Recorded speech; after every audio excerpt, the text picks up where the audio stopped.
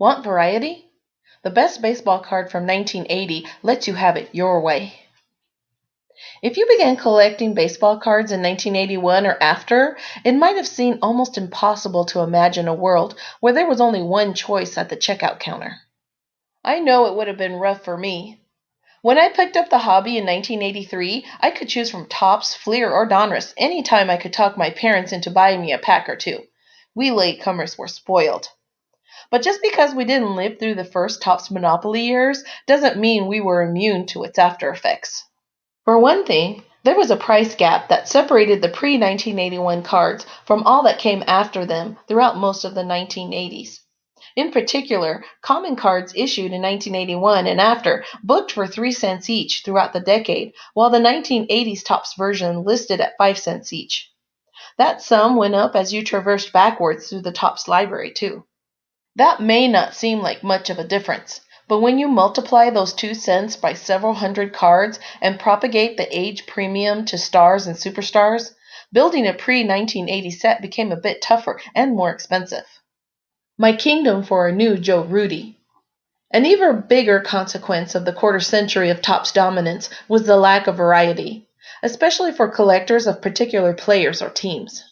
If you were the world's biggest fan of, say, Fred Lynn, you were mostly at the mercy of good old TCG. Some years you might get a league leader or highlight card, or maybe a separate all-star issue, but often there was just the base card and that was it. Oh sure, for fairly big names like Lynn, you might luck into an O-Pee-Chee card if you visited Canada, or if you had a friend from the Great White North willing to do you a favor. Even if you did score an O-Pee-Chee card though, it usually didn't look much different than the Topps version. No, if you wanted something new for your collection beyond the same old, you really had to dig for food issues or regional sets. Kellogg's might have been able to help you out, or maybe your local law enforcement would issue one of those black and white safety cards of your guy. It was really a coup then, anytime you could land a second full-size, full-color card outside of the base top set that featured a photo different than that of the top image. Have it your different way.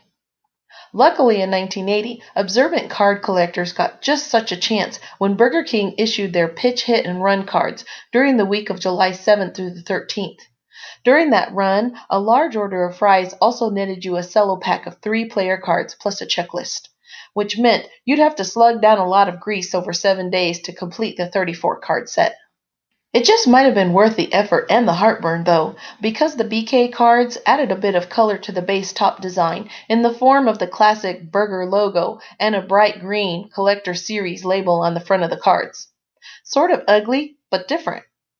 But what was really cool about the Burger King offering, which of course was produced by Topps, is a whopping 15 of the cards featured a completely new photo. And voila! You've doubled your player collection target for the year. Since our goal here is to find the best card issued in 1980, this news should make your ears perk up because there's little better when you're talking about pre-1981 baseball cards than choice. So which is the best card? I'm going with the same guy who started the discussion, good old Fred Lynn. At one time, 1975 to be exact, he was the best player in the game and among the youngest. He looked like the next Mickey Mantle for gosh sakes. By 1980, Lynn was still an all-star, but it was pretty clear he might not end up as an all-time great. He did have a pretty cool base Topps card that year, one of my favorites from the set. And then in July, Burger King issued a full-color card of Lynn in a classic batting stance with a beautiful blue sky behind him, inviting us all out to the ballpark to see that the once phenom still had plenty to offer. For the combined goodness of his 2 Topps-ish cards, and for the fact that he had 2 different cards, Fred Lynn is our guy. His 1980 Burger King card was the best of 1980. Like our video? Then like our video and subscribe to our channel. WaxPackGods.com